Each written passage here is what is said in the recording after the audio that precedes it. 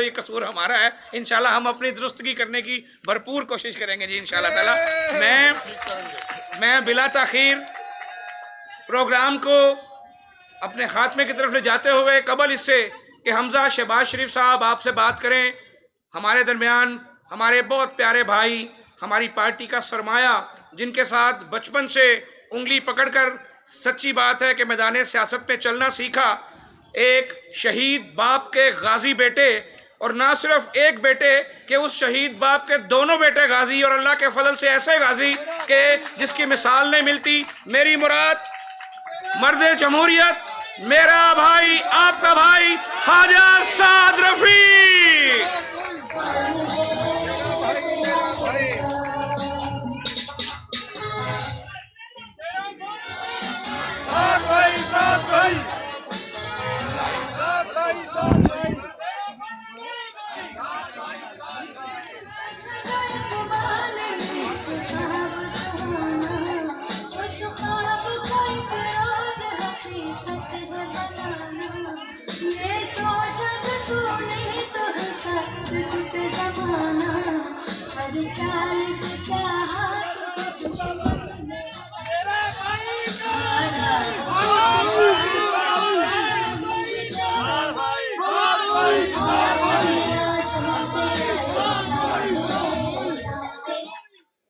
बिस्मिल्लाहिर्रहमानिर्रहीम।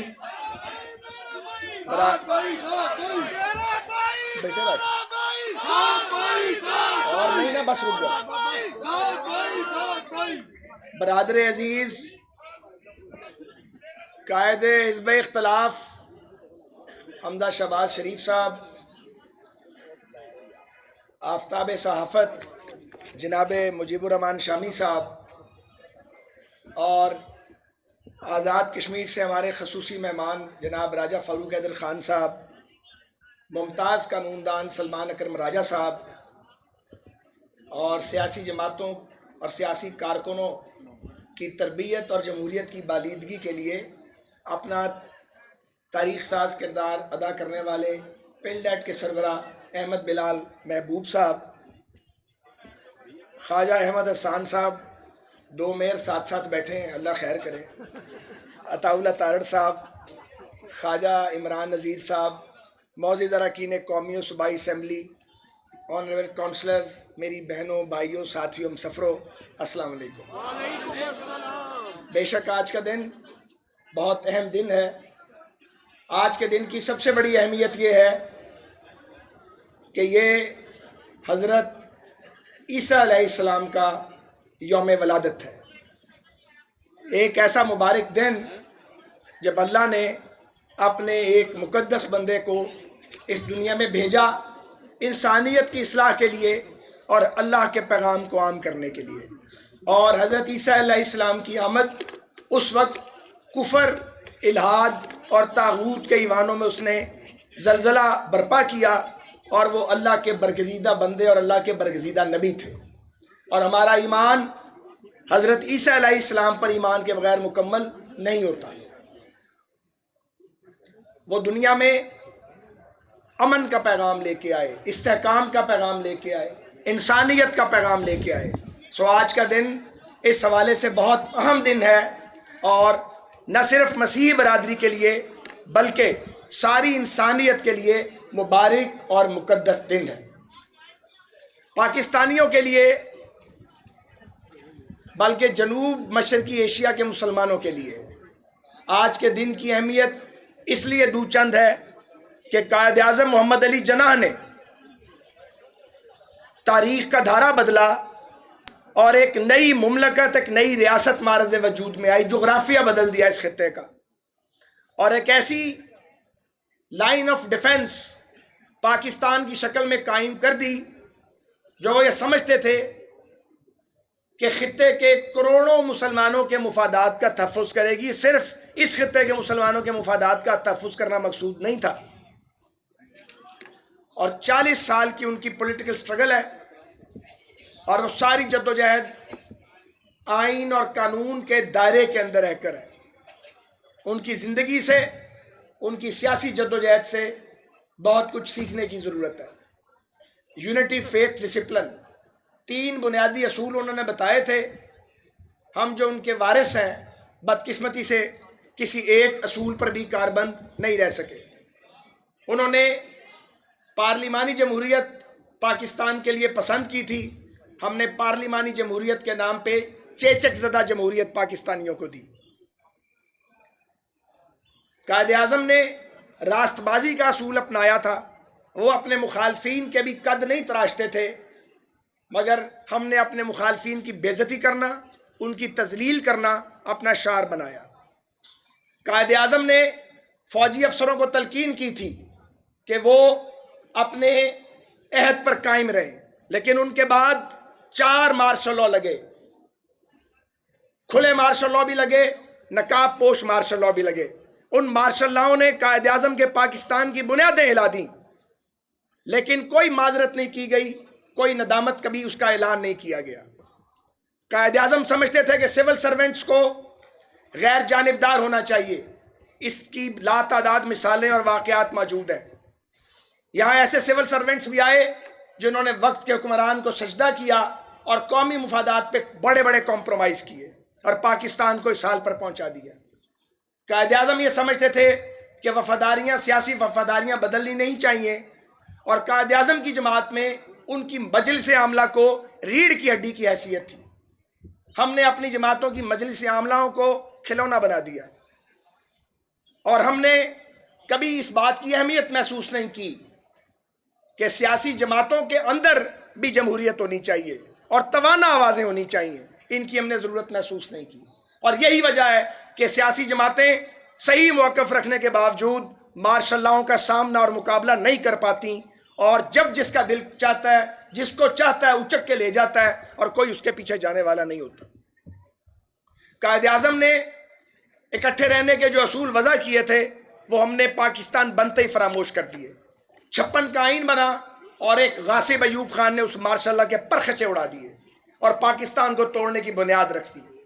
फिर पाकिस्तान की उस वक्त की सिविल और मिलिट्री ब्यूरोक्रेसी ने, और उस वक्त उन जागीरदारों ने जो यूनियनिस्ट पार्टी छोड़ के पाकिस्तान बनता देख के मुस्लिम लीग में शामिल हो गए थे, उन्होंने, और फिर उनके बाद उनकी औलादों ने पाकिस्तान में सियासत को तमस्खर बना दिया। बंगालियों की तजलील की गई, उनका हक हुक्मरानी नहीं माना गया। इस बात को आप कितनी देर छुपाएंगे कि बंगाल में मुजीबुर रहमान की पार्टी मेजॉरिटी ले गई थी, यहां पीपल्स पार्टी ने मेजॉरिटी ली थी, मगर पाकिस्तान की हुक्मरानी भुट्टो साहब को नहीं, मुजीबुर रहमान को मिलनी चाहिए थी। मगर याह्या खान के गठजोड़ और भुट्टो मरहूम के गठजोड़ ने माजरत के साथ पाकिस्तान को आखिरी, हमारी इत्तेहाद के ताबूत में आखिरी कील ठोंकी। हम, और ये याह्या खान का मार्शल लॉ अयूब खान के मार्शल लॉ का तसलसल था। ये नहीं हो सकता कि हम मार्शल लॉ को कंडेम ना करें। ये नहीं हो सकता कि हम खौफ के मारे चुप के बैठे रहें और अपने पाकिस्तान को लुटता देखते रहें। या बोलेंगे नहीं, अगर या नहीं बोलेंगे तो फिर सच बोलेंगे, झूठ नहीं बोल सकते। और सच ये है कि कायदे आज़म के पाकिस्तान को एक रियासत की शक्ल नहीं दी गई है। सच ये है कि जो आज़ादी कायदे आज़म की क़यादत में हमारे आबाओ अजदाद ने हिजरतें करके, अंग्रेज़ की जेलें काट के, लुट पिट के जो पाकिस्तान बनाया था, उस पाकिस्तान में पाकिस्तानियों को आज़ादी नहीं मिली। ये बात सिंधियों ने की, बलोचियों ने की, पश्तूनों ने की, माजरत के साथ पंजाबियों ने उस तरह से नहीं की। जद्दोजहद चारों सूबों में हुई, मगर पंजाब में उतनी जद्दोजहद नहीं हो सकी। उस जद्दोजहद को फिर नवाज शरीफ साहब ने लीड किया। नवाज शरीफ पाकिस्तान का लीडर है, आज उनका यौम पैदाइश है, मैं अभी उस पर भी आऊँगा। लेकिन नवाज शरीफ साहब के बारे में मैं कहूँगा, और अपनी पार्टी के बारे में मुझे कुछ बात नहीं है कहने में कि पासबा मिल गए काबे को सनम खाने से, और फिर ऐसे पासबा मिले, ऐसा परचम उठाया जमहूरियत का कि हमले पर हमला होता है, यलगार पर यलगार होती है, वो मर्द मुजाहिद उस परचम को न डगमगाने देता है न गिरने देता है। मुझे अफसोस से कहना पड़ता है, बस करो, मुझे अफसोस से कहना पड़ता है, इस मुल्क में हर वजीर आजम की तजलील की गई है, हर वजीर आजम पर इल्ज़ाम लगाया गया है। यहाँ शहीद मिल्लत भी नहीं बचे, यहाँ मादर मिल्लत को भी सिक्योरिटी रिस्क करार दिया गया। तो क्या बनना था फिर पाकिस्तान का?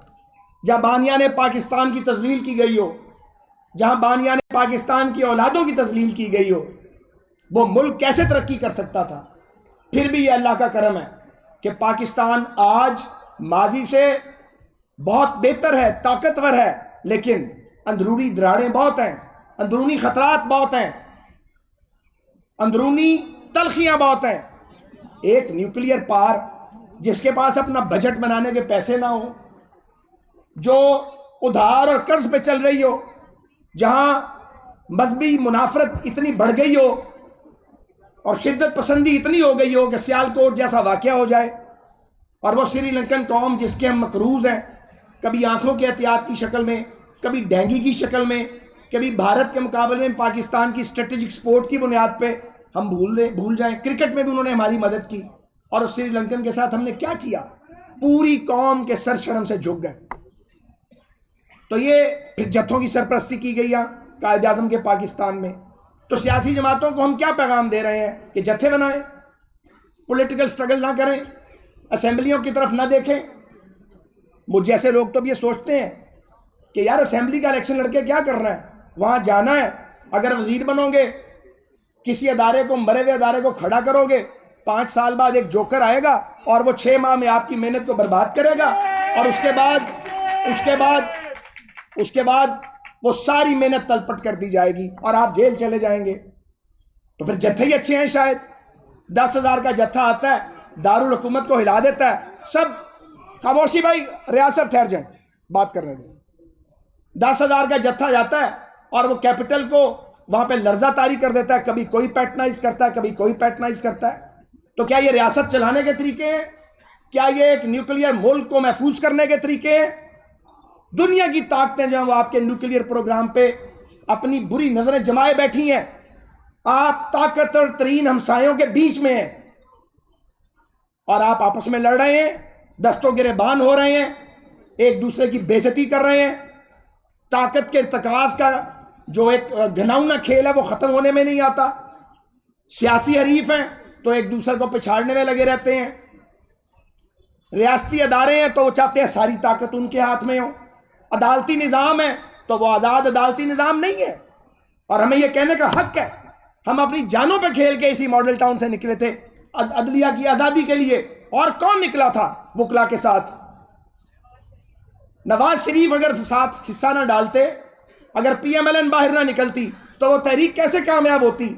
तो इस दिन के लिए तहरीक चलाई थी हमने कि नजरिया जरूरत जो है वो दफन ही ना हो, पनामा का केस आए, बाकी सारे वहीं रह जाएं और नवाज शरीफ को सजा सुना दी जाए कि उसने बेटे से तनख्वाह नहीं ली। ये कहां का इंसाफ है, मुझे बताइए। इस मुल्क में इंसाफ नहीं किया गया, और जब आप इंसाफ नहीं करते तो आप रियासतों के लिए खतरात पैदा करते हैं। आप तो अपनी इनिंग खेल के चले जाते हैं घर में, आप मुल्क के लिए आप टाइम बम लगा के जाते हैं, बारूद लगा देते हैं, आप बारूदी सुरंगें आपने लगाई हुई हैं, और किसने ये काम नहीं किया? तो ये सोचने पर लोग मजबूर हो गए हैं कि ये, मैं वापस अपनी बात पे आता हूं, असेंबलियों का इलेक्शन क्यों लड़ा जाए और पार्लियामेंट का मेंबर क्यों बना जाए? मैं 4 बार बना हूं कौमी असेंबली का मेंबर, 3 बार सूबाई असेंबली में रहा हूं, अल्लाह के फजल से 3 बार फेडरल मिनिस्टर रहा हूं। मैं भी ये सोचने लगा हूं, एक पुख्ताकार सियासी घराने से मेरा ताल्लुक है कि यार ये धंधा करना क्या है? बेइज्जती करवाने के लिए करना है? अपने रिज़्क़ हलाल में से खर्च करते हैं, फिर अगर पसंद ना आए तो चोर डिक्लेयर कर दिए जाते हैं। फिर कोई सुप्रीम कोर्ट का जज आएगा, मकबूल बाकिर साहब जैसा, वो कानून की किताब देखेगा, 16 महीने बाद आपको काल कोठरी से निकाल दिया जाएगा, वरना आप पड़े हुए हैं। और वक्त का चीफ जस्टिस जो है वो आपके मुंह पर खड़ा होकर आपकी बेइज्जती करेगा और तौहीन अदालत करेगा चीफ जस्टिस। मैं साकिब निसार साहब की बात कर रहा हूं। मुंह पे खड़े होकर तौहीन अदालत उन पर लगनी चाहिए थी जिन्होंने जज के कॉन्डक्ट को वायलेट किया। मुझे तो जहां मिलते हैं मैं फिर भी उनका एहतराम करता हूं, उनकी भी मेहरबानी है। मेरी ये एहतराम बाज लोगों को पसंद नहीं आता। अब उम्र में बड़े का आप एहतराम करेंगे, आखिर आंखों की शर्म भी कोई चीज है। लेकिन आपने किया क्या पाकिस्तान के साथ? नवाज शरीफ के बुग़्ज़ में इस रियासत की चूल्हे हिला दी इन लोगों ने, जिन्होंने 14 में, हम 13 में हुकूमत में आए, 14 में हमारी वापसी का बंदोबस्त हो गया। हम अंदर बैठ के टीवी पे गालियां सुना करते थे, सारे इकट्ठे बैठ के, बाहर चंद हज़ार लोगों का जत्था था, वो जत्था हमें निकालना चाहता था और निकाल के उसका एजेंडा कोई और था। यही सच है और क्या सच है मुझे बताइए। तो मियां नवाज शरीफ साहब के बारे में भी आज मैं कुछ बातें करना चाहता हूं जो पब्लिकली होती नहीं है। तो गुजारिश ये है कि इसी कायदे आज़म के पाकिस्तान में जब नवाज शरीफ साहब, जिनका आज यौम वलादत है, वो 3 बार वज़ीर आज़म बन चुके हैं, एक बार भी उनको अपनी टर्म पूरी नहीं करने दी गई। यार गुनाह क्या किया है? पहला गुनाह यह था कि जब न्यूक्लियर एक्सप्लोजन का टाइम आया तो नवाज शरीफ डट गया। मियाँ साहब के पास दोस्तों ने जो आज हुकूमत में बैठे हैं कहा कि ये काम ना करना, नवाज शरीफ साहब नहीं माने। और नवाज शरीफ साहब चूंकि चीफ एग्जेक्टिव थे मुल्क के, फैसला तो नहीं करना था। ये नहीं कि एटम बम उन्होंने बनाया है, वो तो एक तवील जद्दोजहद है, उसका क्रेडिट तो सबको शेयर किया जाना चाहिए और होता है, लेकिन वो फैसला तो वज़ीर आज़म ने करना था जो 2/3 अक्सरियत से वज़ीर आज़म था। आप देखें 2/3 अक्सरियत से मुंतखब वज़ीर आज़म न्यूक्लियर एक्सप्लोजन का फैसला करते हैं और उसके बाद किस तरह उनको इक़्तिदार से रुखसत किया जाता है, क्योंकि उसकी कीमत अदा करनी थी। उन्होंने कीमत अदा की, हाईजैकर बना दिया। नवाज शरीफ हाईजैकर था? हाईजैकर तो जहाज में बैठा हुआ था जिसने मुल्क हाईजैक किया। वो हाईजैकर जो है वो पारसा हो गया, नवाज शरीफ को बाहर निकाल दिया, शहबाज शरीफ को निकाल दिया, पहले जेलों में, उसके बाद हम सारों की बारी आ गई। हम जवान थे उस वक्त, सब जेलें काट रहे हैं, मारे खा रहे हैं। इस जहाँ पे मजलिस तहफ़्फ़ुज़ पाकिस्तान हो रही है और मुहतरमा कलसूम आपा उसको लीड कर रही हैं, घरों की औरतों को बाहर निकलना पड़ा, तब भी हम यही बुलशिट सुनते थे, गद्दार हैं, इंडियन एजेंट हैं, ईमान कमज़ोर है। हम किस तरह के इंडियन एजेंट हैं और ईमान कमज़ोर है? वोट हर बार लोग हमें देते हैं, जितना मर्जी प्रोपेगेंडा कर लिया जाए। वो वक्त गुजरा जनाब, फिर पाकिस्तान आगे बढ़ा। ये मोटरवे एक मिसाल दूंगा, जिसे 99 में मुकम्मल होना था, आज तक मुकम्मल नहीं हो सकी। अब 4 गुना 10 गुना कीमत पे बनेगी, कौमी खजाने पे बोझ नहीं पड़ा। इस तरह की हजारों मिसालें हैं, लेकिन नहीं, एक ताकतवर वज़ीर आज़म पाकिस्तान में नहीं होना चाहिए, भले 2/3 मेजॉरिटी से आ जाए। फिर वापस आए, नवाज शरीफ साहब चाहते थे कि एक नरम इनकलाब आए। पता नहीं आजकल भी नरम इनकलाब के बारे में वो क्या सोचते हैं। मुझे तो अब वो नरम इनकलाब आता बज़ाहिर नज़र नहीं आता, क्योंकि ये जिस अमल में हम पड़ गए हैं इसमें तो आगे बहुत सारी माइंड्स लगी हुई हैं, एक थोड़ी है। तो फिर हम आए जनाब इक़्तिदार में, लोगों ने वोट दिया, हम आ गए पंजाब में। शहबाज शरीफ साहब ने दिन रात एक कर दिया, हम आंखों से देखते थे। वो शख्स सोता ही नहीं था, आराम ही नहीं करता था। हर तीसरे चौथे महीने शहबाज साहब बेड रिडन हो जाते थे, इतना काम करते थे। मियाँ साहब की क़यादत थी, शहबाज शरीफ साहब चीफ मिनिस्टर थे, ये सारे लोग जो उनके MP MNA गुजरा हैं ये भगदड़ भाग रहे थे। इन्होंने पंजाब का नाक नक्शा बदल डाला। पीपल्स पार्टी, मैं बात करना चाहता हूं पॉलिटिकल मैच्योरिटी की, मेरे समेत, मैं गवाही देना चाहता हूं, मेरे समेत बहुत से लोग नवाज शरीफ साहब को, जरदारी साहब के आखिरी दिनों में जब अभी 1.5 साल 2 साल बाकी थे, तो कहते थे जी लॉन्ग मार्च करें, मुल्क का हाल खराब हो गया है। तो नवाज शरीफ साहब डटे हुए थे कि लॉन्ग मार्च नहीं करना। तो हमने कहा जी क्यों नहीं करना, इस्तीफे दे असेंबलियों से। उन्होंने कहा नहीं देने। तो हमने कहा ये तो 2 नुकसान होंगे मियाँ साहब, एक तो इमरान खान की सियासी बर्थ हो जाएगी, क्योंकि जज्बाती कौम है, लोग चाहते हैं कि आप पीपल्स पार्टी की हुकूमत को चलता करें, आप टाइम पूरा करवा रहे हैं। तो मियाँ साहब ने कहा कि जिसकी मर्जी बर्थ हो, 5 साल पूरे ही होंगे, जो वोट लेके आएगा वोट आउट होगा, वोट के जरिए जाएगा, जत्थे के जरिए, लॉन्ग मार्च के जरिए, इस्तीफे के जरिए वो नहीं जाएगा। ये पहली बात है, मैं गवाही देता हूँ। मैं उन लोगों में शामिल था जो लड़ाई चाहते थे, और एक मियाँ साहब लड़ाई नहीं चाहते थे, एक परवेज रशीद साहब नहीं चाहते थे, और एक आध और था, बाकी हम सब लड़ने वाले थे। मगर हम गलत साबित हुए, मियाँ मोहम्मद नवाज शरीफ दुरुस्त साबित हुए। 2013 का इलेक्शन, इससे पीछे भी एक वाकया बताना चाहता हूँ। हम लंदन में थे, ड्यूक स्ट्रीट में मुस्लिम लीग का दफ्तर था, मियाँ साहब जलावतन थे। और पीछे जा रहा हूँ, मैं नाम नहीं लूँगा, पाकिस्तान का एक बड़ा सियासी घराना है, वो जमातें बदलते रहते हैं, हर बार अगली जमात। वो आ गए वहाँ पे और उन्होंने मियाँ साहब को राब्ता किया कि जी हमें ले लें अपनी पार्टी में। उस ख़ानदान के 3-4 लोग पॉलिटिक्स करते हैं, कोई सेनेट में, कोई कौमी असेंबली में, कोई कहीं कोई कहीं। तो मियाँ नवाज शरीफ साहब ने कहा कि नहीं, जो लोग रोज़ सियासी वफादारियाँ बदलते हैं इनको नहीं लेना। किसी ने आगे बताया कि मोहतरमा बेनज़ीर भुट्टो साहबा से वो मिल रहे हैं और पीपल्स पार्टी में शिरकत होने लगी। तो हमारे जो वहाँ साथी बैठे थे, सारी सीनियर लॉर्ड थी पार्टी की, उन्होंने मियाँ साहब के सामने पीपल्स पार्टी की और मोहतरमा की बुराइयाँ शुरू कर दी। तो 15-20 मिनट वो कि जी ये कर दिया वो कर दिया। आखिर मियाँ साहब की बस हो गई सुन सुन के। मियाँ साहब ने कहा ज़रा मेरी भी बात सुनो, खामोशी इख्तियार करें। सब चुप हो गए। उन्होंने कहा कि ये बुराइयां आइंदा मत करें मेरे सामने। मैं नहीं चाहता कि ये फैमिली पीपल्स पार्टी में जाए और पीपल्स पार्टी के लिए बोझ बन जाए।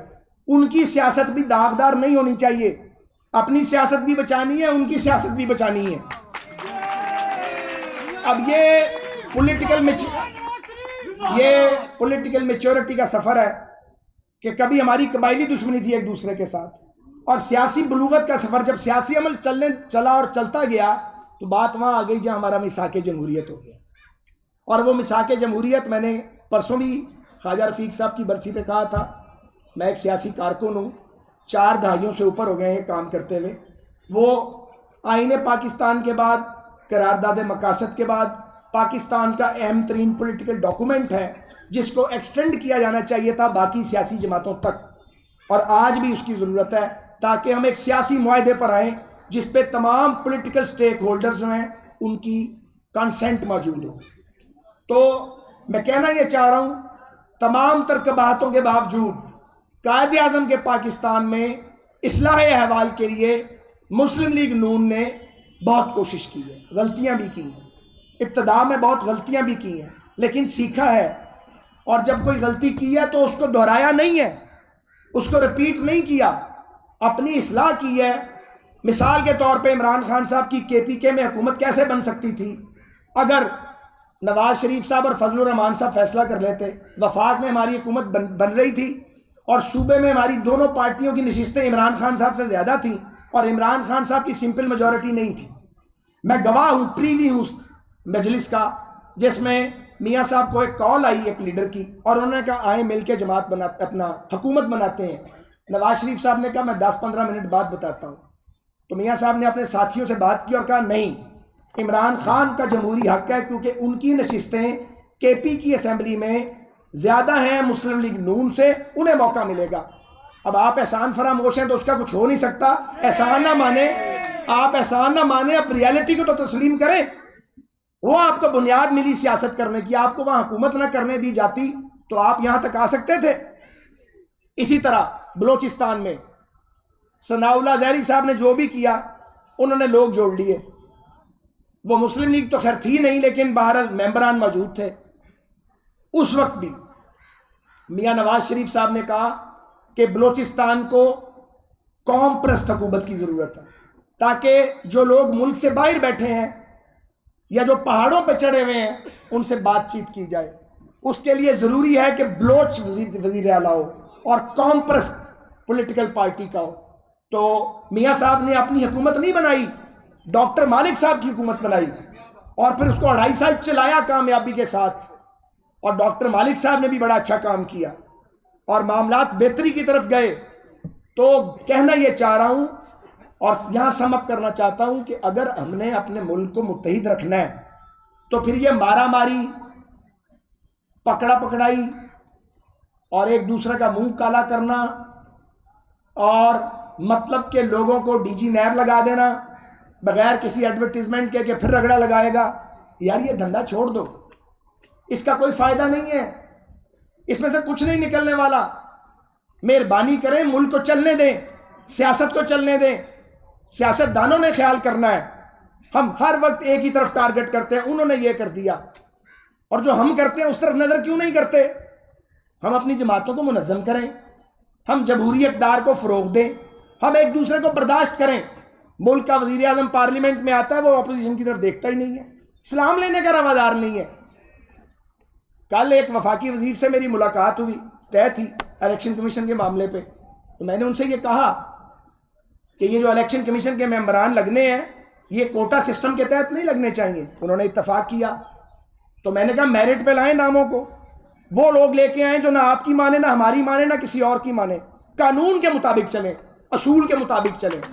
तो ऐसे लोग पाकिस्तान में मौजूद हैं, लेकिन इसके लिए ज़रूरी है कि वक्त का हुक्मरान अगर सियासतदान है तो वो सियासी जमातों से, सियासी कुव्वतों से एक वर्किंग रिलेशन तो रखे। अगर उसका वर्किंग रिलेशन ही नहीं होगा तो रियासत को खतरात लाहक होंगे, हमें खतरात लाहक नहीं होंगे। हमें तो इनकी बेवकूफ़ियों का और नाकामियों और नाअहलियों का डिविडेंड मिलना है, और किसी को मिल ही नहीं सकता। इसलिए नहीं मिल सकता कि नेचुरल ओपोनेंट हम ही हैं। केपी में मौलाना फजलुर रहमान को मिला है, पंजाब में वो PMLN को मिलेगा। आप कल इलेक्शन करा लें। आपने जिमनी इलेक्शन देखे, जिमनी देखे, एक मिनट बच्चों, एक मिनट। जिमनी इंतखाबात में मुस्लिम लीग नून को एक इलेक्शन के सिवाय कामयाबी हुई मुसलसल। कैंटोनमेंट बोर्ड के इंतखाबात हुए, 100% गया PMLN का वोट। तो ये ट्रेंड है, ये ट्रेंड है। आप वोट आउट हो जाएंगे। मैं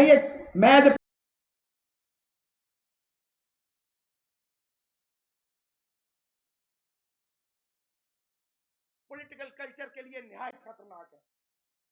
पीपल्स पार्टी की भी रीबर्थ होनी चाहिए पंजाब में, पर इस तरह नहीं जिस तरह की जा रही है। NA 133 वाला मॉडल नहीं चलेगा, इसी तरह निशात कॉलोनी वाला मॉडल नहीं चलेगा। वो आप पॉलिटिकल स्ट्रगल की बुनियाद पे आगे बढ़े, हमें खुशी होगी। हम बिल्कुल अपने बाजू वाह करेंगे ताकि आपका नजरियाती वोट आपको मिले, PTI का नजरियाती वोट उन्हें मिले, हमारा वोट हमें मिले। आए कारकर्दगी की बुनियाद पे मुकाबला करें, ताने देने की बुनियाद पे एक दूसरे का मुकाबला न करें, एक दूसरे को रगेदने का काम बंद करें। एक और बात बताना चाहता हूं, जब हमारी हुकूमत थी वफाक में, हमारे कुछ साथी प्राइम मिनिस्टर को जाके कहते थे कि जी फलां फलां पीपल्स पार्टी के लीडरान है, उनका एहतसाब करें। मैं इसका गवाह हूं, एक बार का, 2 बार का, 4 बार का। आखिर मियां साहब ने कहा भाई बस करो, एहतसाब करना एहतसाबी अदारों का काम है, इंसाफ देना अदालतों का काम है। मैंने मुल्क चलाना है, मुझे मुल्क चलाने दो। लोगों के पास रोटी नहीं है, कपड़ा नहीं है, अस्पताल नहीं है, तालीमी अदारे कम है, सनत नहीं चल पा रही, मुल्क अंधेरों में डूबा हुआ है। ये मेरी जिम्मेदारी है। मुझे लोगों ने वोट दिया कि पाकिस्तान को अंधेरों से निकाल के उजालों की तरफ लेकर जाओ। ये मेरा मैंडेट है, इस पर काम करो। सियासतदानों के गंदे कपड़े धोने के लिए मुझे मजबूर मत करो। और नवाज शरीफ ने नहीं किया, तो ये सियासी बलूगत है। तो मैं ये गुजारिश करना चाहता हूं, अगर हम कायदे आजम के पाकिस्तान की हिफाजत करना चाहते हैं, अगर हम 22 करोड़ के इस मुल्क को मुस्तहकम करना चाहते हैं, अगर हम न्यूक्लियर पाकिस्तान को प्रोटेक्ट करना चाहते हैं, तो फिर स्कोर सेटल करने हमें बंद करने होंगे। फिर एक बदला छोड़ना पड़ेगा। मैं ये सोच समझ के कह रहा हूं, और वो बदला PMLN को छोड़ना पड़ेगा। आपको मौका मिलेगा, आपको हुकूमत भी मिलेगी, और आप देखेंगे आप आगे आगे होंगे, हुकूमत आपके पीछे होगी। लेकिन जब आपको हुकूमत मिले तो फिर मुल्क को आइन और कानून के मुताबिक चलाएं, किसी से बदला ना लें, कानून और आइन को अपना काम करने दें, और मुल्क के अंदर एक इस्तेहकाम लाएं। और पाकिस्तान में जो इनकम्प्लीट एजेंडा है मियां नवाज शरीफ का, तरक्की का, खुद इन्हसारी का, खुशहाली का, पाकिस्तान को एक माशी ताकत बनाने का, उसकी तरफ पाकिस्तान को लेके जाएं। फिर जत्थों की सियासत को डिस्करेज करें, सब मिलकर सारे स्टेक होल्डर जमहूरियत की हिफाजत करें। सारे स्टेक होल्डर, सिर्फ सियासी जमातें नहीं, सियासी जमातें, अदलिया, एस्टेब्लिशमेंट, मीडिया, सब मिलकर जमहूरियत की और आइन की हिफाजत करें, तो फिर पाकिस्तान को कोई खतरा लाहक नहीं होगा। शुक्रिया, बहुत शुक्रिया। ये थे ख्वाजा साद रफीक साहब, जो दिल की बातें आपसे शेयर कर